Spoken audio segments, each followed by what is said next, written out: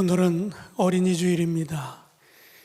어린이들의 찬양, 또 예배 순서, 또 이 영상을 통해 우리가 바라보는 모습은 아이들과 같이 좀 순수함을 회복하자라고 하는 그런 메시지가 강하게 담겨 있는 것 같습니다. 오늘 말씀의 제목도 보면 아이 같은 믿음, 애 같은 믿음 이렇게 돼 있어요. 아마 이 제목이 조금 모호하다 이렇게 생각하는 분들이 있을 텐데, 말씀을 듣다 보면 아이가 우리에게 주는 메시지와 또 애라고 하는 이 단어가 우리에게 주는 뉘앙스가 어떻게 다른지 한번 깨닫고, 어린이 주일에 우리에게 주는 메시지에 귀를 기울이시고 여러분의 삶을 돌아볼 수 있는 복된 시간이 되시기를 주님의 이름으로 축원합니다. 어린이 예배 시간에 목사님이 아이들에게 한 가지 물었습니다. 어린이 여러분, 아담과 하와가 언제까지 낙원에서 살았는지 아십니까? 이렇게 물었어요. 한동안 침묵이 흐르더니 한 아이가 손을 들었습니다. 목사님, 9월 말까지 살았습니다. 그렇게 대답을 했어요.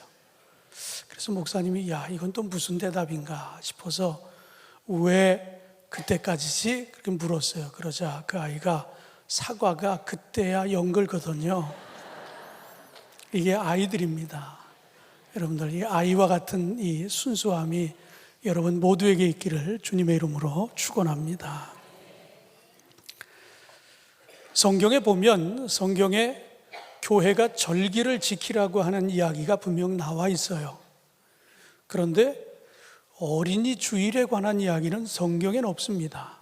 그래서 오늘 어린이 주일이기 때문에 이 어린이 주일이 어떻게 유래됐는지 잠깐 살펴보고 말씀 나누도록 하겠습니다. 이 어린이 주일은 1857년 미국의 매사추세츠 주의 첼시라고 하는 곳에서 목회하고 계시던 찰스 레너드라고 하는 목사님이 어린이들을 어떻게 하면 그리스도인으로 훈련시킬 수 있을까? 그리고 어른들에게 이 어린이에 대한 인식을 좀 새롭게 해줄 수 있을까? 이렇게 생각하다가 이분이 목회하는 그 교회에서부터 6월 둘째 주일을 어린이 주일로 지키자.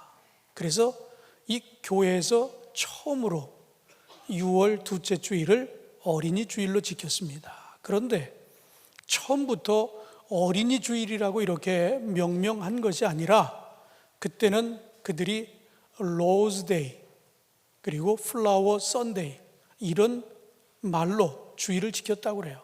로즈, 장미, 그리고 플라워, 꽃, 이렇게 해서 주일의 이름을 아이들 대신 어린이 주일이 아니라 이렇게 장미로 꽃으로 비유해서 이렇게 주일을 지켜왔다고 합니다.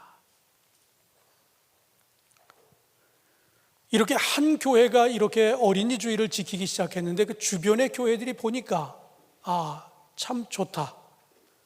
아이들에 대한 관심도 이렇게 환기시키고 또 아이들에 대한 인식도 좀 바꿔줄 필요가 있다라고 생각해서 그래서 주변의 교회들이 따라하기 시작했고 마침내 1868년 미국의 감리교회가 6월 둘째 주일을 어린이 주일로 지킨다라고 결의를 했습니다.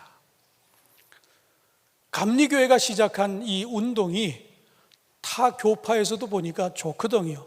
그래서 1883년에 미국의 장로교회 그리고 또 다른 교파가 총회에서 결의를 하고 어린이 주일을 지키기 시작했다. 그래서 어린이 주일은 이렇게 시작이 됐습니다.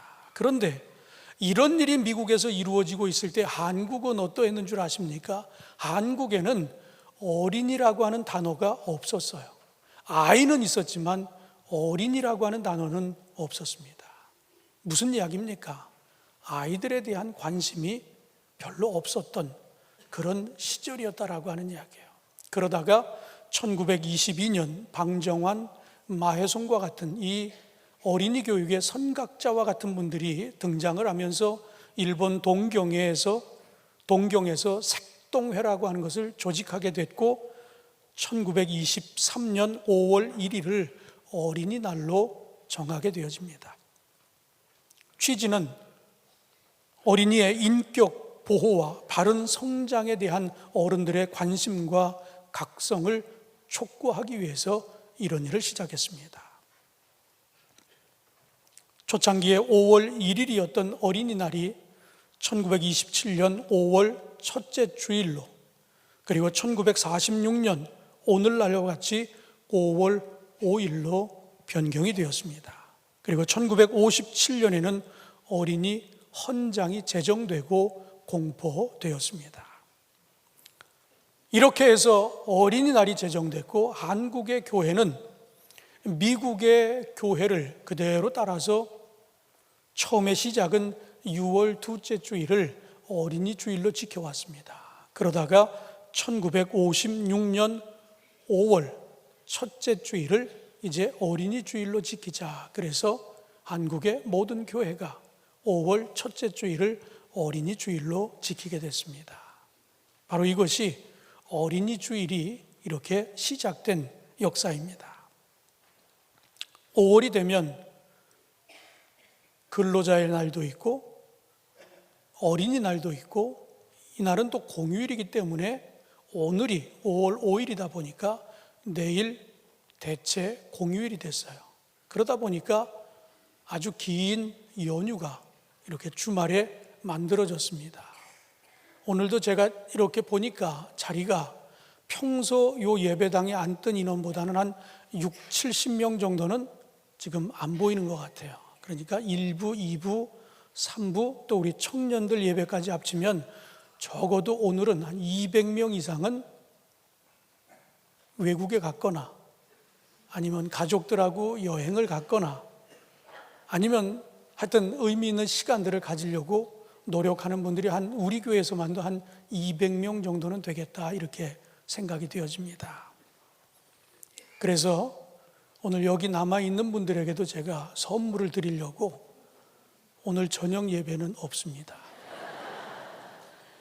가족들과 이 연휴기 때문에 여러분들이 혹 오늘 친정 아니면 시댁 아니면 내일 또 공휴일이니까 또 이렇게 좀 어른들을 좀 섬기고 가족들을 좀 돌아볼 수 있는 그런 시간이 됐으면 좋겠다. 사실 여러분 카렌다에 보면 오늘 저녁 예배는 정상적인 예배입니다. 우리 목회자들이 항상 놓치는 게 있어요. 우리는 주일은 죽어도 지켜야 되잖아요. 그러니까 이렇게 연휴가 있다는 것을 우리는 깜빡깜빡할 때가 있어요.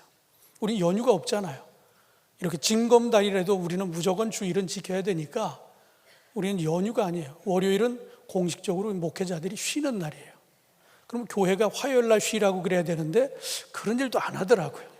우리는 연휴의 개념이 없어요. 그러다 보니까 이제 오늘 예배를 이게 연휴라고 하는 것을 우리 목회자 모두가 다 모르고 있다가 우리가 주초에 많은 분들이 이 연휴 때문에 예배도 아니면 혹 가족들 간에 이런 여행이나 이런 계획들이 있겠다라고 하는 걸 주초에 알았어요. 그래서 급히 회의를 하고 오늘 저녁 예배는 우리가 삶의 예배라고 그랬잖아요.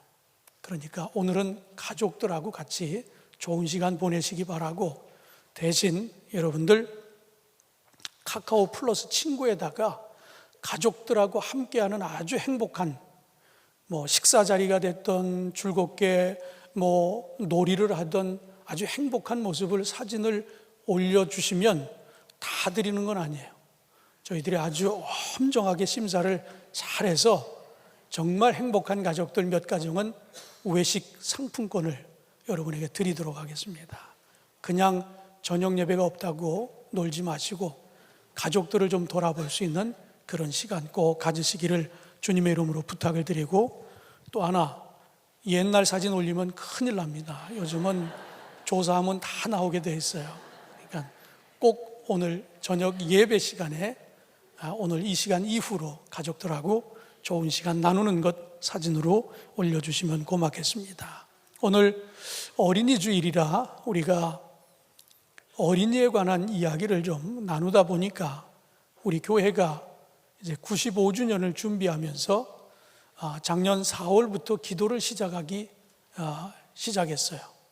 그리고 작년 8월부터 우리가 리모델링 헌금을 시작했습니다. 777일 그걸 딱 우리가 기다렸다가 작년 8월 1일부터 우리가 내년 95주년이 되는 때까지 카운트를 했더니 777일이에요. 그래서 여러분들에게 시작할 때 하루에 1,000원, 그래서 777일 동안 1,000원씩 헌금을 하면 77만 7천 원이 될 것이다. 그래서 모든 성도들이 하루에 1,000원씩 좀 차 마시고 뭐 이런 거 좀 아껴서 참여하자 그랬는데 지금까지 한 1,600여 명이 참여하셨어요. 그러니까 아직도 저기 밖에 게시된 걸 보면 50%가 되질 않아요. 그래서 이제 여러분들 9개월이 지났는데 한 달에 한 1억 정도씩 여러분이 헌금을 하신 것 같아요. 그래서 지금 현재 헌금의 누계가 9억을 넘어섰고요. 또 약정하신 분들까지 보면 한 13억을 넘어선 것 같아요. 적어도 우리 교인들이 다 참여하면 한 30억 정도는 되리라고 생각합니다. 이런 말씀을 드려서 죄송한데 우리가 조금 희생해야 이렇게 인구가 절벽에 이르고 고령화되어지고 요즘 교회 청년들이 떠나고 청소년들이 떠나고 엊그제 신문을 봤더니 농어촌 교회 80%가 주일학교 청소년부가 청년부가 없다고 통계가 나왔어요. 이제 앞으로 이런 대형 교회도 도심의 교회도 언젠가 아이들 울음소리도 사라지고요, 아이들 뛰노는 모습도 볼 수 없고요, 그럴 때가 온다는 거예요. 그래서 우리가 그런 때를 대비해서 미리미리 우리가 좀 준비를 하자 그래서 지난 4월부터 기도를 시작했고 그리고 지난 8월부터 헌금을 시작했습니다. 혹 이 취지를 잘 모르는 분들이 있다고 하면 우리가 777일, 이제는 9개월이 지났기 때문에 1,000원씩 해가지고는 부족할 겁니다. 혹 참여하기를 희망하시는 분들 있다고 하면 뒤늦게 오신 분들은 오늘부터라도 1,000원씩 그렇게 해서라도 남은 기간 참여해 주시면 고맙겠고요. 혹 우리 기존의 성도들 가운데 함께하지 못하신 분들, 우리 다음 세대를 위해서 기도가 우선이고 그리고 희생하는 일에도 같이 힘써 주시기를 주님의 이름으로 부탁을 드립니다. 고대 그리스의 비극 오이디푸스 왕에게 한 가지 수수께끼가 등장합니다. 그 수수께끼는 괴물로 여겨지는 스핑크스가 낸 수수께끼였어요. 내용은 아침에는 4다리로, 낮에는 2다리로, 저녁에는 3다리로 걷는 짐승이 무엇이냐 하는 게 수수께끼였습니다. 만에 하나 이것을 못 맞히면 이 괴물은 계속해서 사람을 잡아먹습니다. 그러나 이 수수께끼를 알아맞히면 그 다음부터는 사람을 잡아먹지 않겠다 하는 그런 수수께끼였어요. 그런데 이 오이디푸스 왕은 지혜로운 왕이었기 때문에 그 수수께끼가 나오자마자 바로 정답을 이야기했습니다. 사람입니다. 사람은 태어나서 4발로 기어다니잖아요. 그리고 이제 청년이 되면 건강해서 2발로 다니고 나이가 들면 지팡이를 짚고 다니기 때문에 3발로 걷는다고 하는 이런 대답을 했습니다. 결국 싱겁게 그 수수께끼는 끝나고 말았습니다. 우리의 인생을 해가 뜨고 해가 지는 것에 비견할 때가 많이 있습니다. 처음에 시작은 우리가 할 수 있는 게 별로 없어요. 미숙합니다. 그래서 누군가를 의존할 수밖에 없습니다. 그러나 시간이 지나면 이제는 청년이 되고 성장을 하고 독립을 합니다. 그런데 그것도 잠깐, 또 시간이 흐르고 나면 그때서부터는 성장이 아니라 퇴행되기 시작합니다. 신체적으로도 정서적으로도 퇴행을 합니다. 그래서 황혼기에 있는 이들, 그 말년에 무슨 이야기가 등장합니까? 나이 먹으면 애가 된다. 뭐 이런 이야기가 또 등장합니다. 그래서 마치 해가 떴다가 중천에 이르렀다가 다시 지는 것처럼 우리 인생을 여기에 많이 비견해서 이야기할 때가 있어요. 오늘 우리가 아이와 어른의 차이는 과연 어디에 있을까? 우리가 인생의 여정 속에 이 모든 것들이 다 포함이 되어 있는데 아이와 어른의 차이가 어디 있을까? 제가 금년에 회갑이거든요. 이제 만 60세가 되는 이제 다음 달이 제가 회갑인데 저도 이쯤 되니까 이게 인생이 뭔가 하는 게 조금은 보이는 것 같아요. 근데 가만히 보면 우리 어른과 아이가 차이가 있다 그러면 아이는 우리가 설교 전에 영상을 통해서 본 것처럼 아이들만이 보여지는 그 특성들이 있잖아요. 자기만 알고 고집도 세고 뭐 그런 거 있잖아요. 그런데 어른이 되면 어떻습니까? 어른이 되면 조금 더 넓게 봅니다. 조금 더 멀리 봅니다. 그리고 나만 생각하는 것이 아니라 때로는 이웃을 생각하고 남을 생각합니다. 아마 어르신들이라고 하면 제 얘기에 공감할 거예요. 아이들은 보지 못하는데 젊은이는 보지 못하는데 우리쯤 되면 그래도 남들 그리고 누군가를 보고 평가할 때 조금은 더 넓게 조금은 더 깊게 보고 이야기해 줄 수 있습니다. 오늘 우리가 이 아이와 어른에 관한 이야기보다 오늘 본문 말씀을 가지고 제목을 우리는 아이 같은 믿음, 애 같은 믿음 이렇게 표현했어요. 요즘 젊은이들이 이렇게 축약해서 쓰는 말이 많아요. 근데 그 축약해서 쓰는 말들대로라면 어린이 주일 그러면 이 어린이 주일을 뭐라고 그래야 될까? 애 주일 뭐 이래야 되는 거 아닙니까? 어린이날 아니라 애날 뭐 이렇게 해야 축약하면 그렇게 부를 텐데 그렇게는 누구도 부르질 않아요. 왜? 뉘앙스가 아이와 어린이 그리고 애는 많은 차이가 있기 때문입니다. 어린이, 아이, 애 이거 국어 사전을 찾아보면 아이와 애는 똑같은 말이에요. 그냥 줄임말입니다. 그런데도 우리는 사용할 때 보면 아이가 갖는 뉘앙스와 애가 갖는 뉘앙스가 다르거든요. 아이는 뭔가 그 아이의 순수함이 드러나는 그런 뉘앙스가 많아요. 근데 애 같다라고 하는 이런 표현을 하면 굉장히 좀 부정적인 뉘앙스가 굉장히 많이 있어 보입니다. 애들은 가라 뭐 이런 거 보면 이게 뭔가 이게 긍정적이고 순수함보다는 뭔가 좀 부정적인 이런 이미지가 너무 많거든요. 오늘 저는 여러분과 함께 이 아이와 애의 차이에 관한 말씀을 나누면서 오늘 이 본문이 우리에게 주고자 하는 메시지가 뭔가 하는 것을 여러분과 함께 나누려고 합니다. 아이와 같은 순수함이 회복되기를 바라고 아이는 누군가에게 의존해서 살아갈 수밖에 없어요. 그렇다면 오늘 우리가 그 순수함을 회복하는 아이와 같은 그런 심령이 됐다고 하면 전적으로 하나님을 의지하고 살아갈 수 있는 저와 여러분 되시기를 주님의 이름으로 축원합니다. 오늘 본문이 우리에게 주는 첫 번째 교훈은 자신의 약함을 바라보고 인정해야 한다.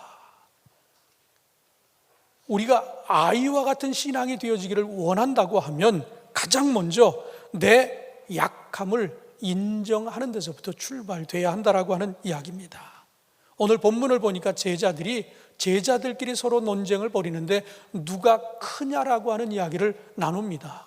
가만히 듣고 있었던 예수님께서는 어린아이 하나를 데려다가 제자들 앞에 세웁니다. 그리고 48절에 누구든지 내 이름으로 이런 어린아이를 영접하면 곧 나를 영접하며 또 누구든지 나를 영접하면 곧 나를 보내신 이를 영접함이라. 너희 모든 사람 중에 가장 작은 그가 큰 자라고 그렇게 이야기하고 있어요. 제자들이 생각하는 큰 자는 힘 있는 사람이에요. 많이 가진 사람입니다. 지위가 높은 사람이고 권력이 있는 사람이었어요. 그런데 예수님이 지금 말하고 있는 가장 큰 자는 어린 아이와 같은, 그리고 이런 약한 자를 돌볼 줄 아는 사람이 큰 자라고 그렇게 말씀하고 계십니다. 이것이 예수님께서 역설적으로 큰 자에 대해서 우리에게 주신 메시지예요. 그런데 성경에 보면 이 원리가 그대로 흐르고 있다라고 하는 것을 우리가 만날 수 있습니다. 그 내용이 고린도전서 1장 27절 이하에 있는 말씀이에요. 사도 바울이 고린도 교회 안에 문제가 하나 있었는데 교회 안에 파가 있었어요. 당을 짓고 있었습니다. 그래서 바울파, 아볼로파, 게바파, 그리스도파, 이렇게 파가 있어가지고 서로 보이지 않는 경쟁과 갈등이 있고, 이 교회 안에서 누군가가 이 주도권을 줘야 되는데 우리라고 서로 주장하는 것을 바라보게 됐습니다. 그때 사도 바울이 그들에게 뭐라 말씀하셨습니까? 27절에 그러나 하나님께서 세상에 미련한 것들을 택하사 지혜 있는 자들을 부끄럽게 하려 하시고 세상에 약한 것들을 택하사 강한 것들을 부끄럽게 하려 하시며, 우리가 생각하는 큰 자, 강한 사람, 힘 있는 사람, 많은 것을 가지고 있는 사람이 큰 자인 줄 알았는데 그들을 부끄럽게 하는 사람은 도리어 가진 것이 없는 사람, 우리가 흔히 약하다고 생각했던 그런 사람들이 더 큰 자가 아니냐라고 하는 이런 예수님이 우리에게 가르친 원리를 사도 바울도 그대로 따르고 있음을 볼 수 있습니다. 그렇다면 오늘 이 원리를 우리 교회 안에서도 한번 생각해 보면 어떨까요? 교회 안에서 목사라고 하는 것 때문에, 아니면 장로라고 하는 직분 때문에 우리가 혹 교회 안에서 갑질하는 건 아닌지, 저는 이 이야기를 통해서 그런 생각을 해보았어요. 우리가 요즘 세상에서 갑질이라고 하는 것 때문에 얼마나 시끄럽습니까? 그게 재벌들만의 일입니까? 그렇지 않아요. 우리가 무슨 백화점 같은 데 가서 명품 가게 앞에서 직원을 무릎 꿇리고 막 물건을 집어던지고 그런 거 우리 보잖아요. 그걸 갑질이라고 그러잖아요. 그런데 우리는 안 그러냐 하는 이야기예요. 우리도 물건을 사다가 서로 뭐 흥정이 잘 안 되고 그러면 큰 소리 치고 사장 나오라고 그러고 지배인 나오라고 그러고 물병 집어던지고, 일반인들도 우리가 때로는 일하는 분들에게 그렇게 무례할 때가 얼마나 많이 있어요. 특히 아파트에 사는 분들, 경비원들과 그 시시비비 내용들을 보면 부끄럽지 않습니까? 내가 한 건 아니지만 우리 수준이 이것밖에 안 되나라고 하는 그런 부끄러운 생각들 여러분 안 가지세요? 교회 안에 당을 짓는 일이나 거기서 누가 크냐고 싸우는 거나, 우리가 세상에서 갑질한다라고 이렇게 몰상식하게 살아가는 이 모습들이 우리의 모습이라고 그러면 우리도 서로 크려고, 나는 여기 사는 사람이고 당신은 여기서 일하는 사람이니까 이런 식의 태도라고 그러면 저는 우리도 똑같이 갑질을 하고 있다라고 생각합니다. 우리 교회에도 경비분이 몇 분 계시잖아요. 이 가운데는 지점장 출신도 있어요. 교장 선생님 출신도 있습니다. 한때는 그분들도 참 세상에서 존경받고 훌륭한 분들이라고 그랬던 분들이에요. 나이가 든 것 외에는 달라진 게 없어요. 그런데 우리는 그런 분들에 대해서 존경하는 마음 그렇게 쉽게 발휘가 안 됩니다. 그냥 일단 내려보고 하대하려고 하는 그런 모습이 우리에게 얼마나 많이 있어요. 혹 여러분, 내가 혹시라도 그런 사람이었다라고 하면 오늘이라도 차 한 잔이라도 그 경비하시는 분들, 청소하시는 분들, 내가 혹 그렇게 대한 분들이 있다라고 하면 용서를 구하시고 앞으로 여러분의 시선이 달라질 수 있게 되기를 주님의 이름으로 축원합니다. 저는 이렇게 한 교회가 오래 있다 보니까 한 교회에서 이 교회 뿌리가 된 가정도 있잖아요. 그냥 아예 출발부터 증조 할머니서부터 시작해가지고 고조, 그리고 조부, 조모, 그래서 지금까지 5대가 이렇게 내려오는 과정이 있거든요. 그런데 우리가 그런 것들 때문에 저도 여기서 50년 이상을 성장하다 보니까 그냥 다 가족 같기도 하고 그런 게 너무 많아요. 그러다 보니까 혹 새롭게 이 교회에 오신 분들에게 오래된 사람들만이 갖는 문화, 오래된 사람들만이 갖는 정서, 보이지 않는 이 벽이 있는 것들, 이걸 이야기하는 분들이 종종 있어요. 이 교회는 그냥 3대는 다녀야 명함을 드린다고 뭐 이렇게 얘기할 정도로. 그러다 보니까 성가대에 가고 싶어도 저 성가대에 앉아있는 분들 중에도 40년 이상 하신 분도 있을 거예요. 장담하건대. 기본이 20년, 30년은 그냥 하시는 분들이에요. 그러다 보니까 처음 들어가려고 하는 분들이 벽이 두텁다는 거예요. 자기네들만 어울리고 새로운 사람에게 관심을 잘 가져주지 않고, 교회 안에 혹 우리가 오래된, 우리는 익숙할지 모르지만 새롭게 이 교회에 오시는 분들에게 우리만의 잘못된 문화 때문에 그들을 수용하지 못하는 것이 있다라고 하면, 오늘 어린이날 아이들은 그냥 놀이터에 가면 금세 하나가 됩니다.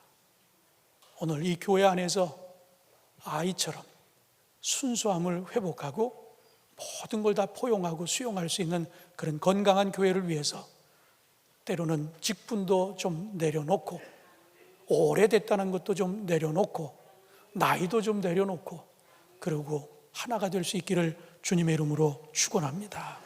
두 번째는 나보다 약한 자를 대하는 방식을 한 번쯤은 돌아보자. 제가 조금 전에 한 이야기들이 대부분이 다 여기에 포함되는 내용들입니다.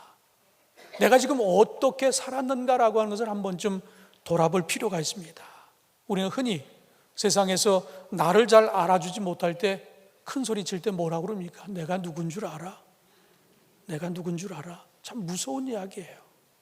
그 이야기는 내가 이쯤 되면 알아봐야지, 스스로 숙여야지, 뭐 이런 태도들이 우리에게 얼마나 많이 있어요. 이런 것들을 우리가 정말 아이와 같은 신앙이 되고자 한다면 우리가 이런 것들부터 고쳐야 되지 않겠느냐. 그렇지 않으면 우리는 애 같은 신앙이 될 수밖에 없다라고 하는 이야기입니다. 우리 주님이 가까이 했던 사람들이 어떤 사람들입니까? 고아와 과부였습니다. 병든 자, 가난한 자. 그런데 우리는 어때요? 주님 닮고자 우리는 말은 그렇게 하는데 우리는 그들을 하대합니다. 무시합니다. 멸시합니다. 주님은 가까이 했는데 우리는 자꾸만 밀어내고 있어요. 못 본 척 합니다. 섬기기는커녕 군림하려고 합니다. 오늘 우리 주님이 우리에게 주는 두 번째 교훈은 우리가 약자를 어떻게 대하고 있는지 돌아보자라고 하는 이야기예요. 그러면 내가 누군지 알게 될 것이다. 그러니까 조금 전에 나눴던 이야기처럼 내가 누군 줄 알아? 근데 그 이야기는 상대방에게 해야 할 이야기가 아니고 내가 누군지를 내가 먼저 알아야 된다라고 하는 이야기예요. 주님 닮기를 원한다고 하면 주님이 원하는 삶을 살아야 되잖아요. 우리 주님은 약자를 가까이 하셨어요. 병든 자를 가까이 했습니다. 그런데 우리는 약자를 자꾸만 무시하고 자꾸 밀어내서 멀리하고 있습니다.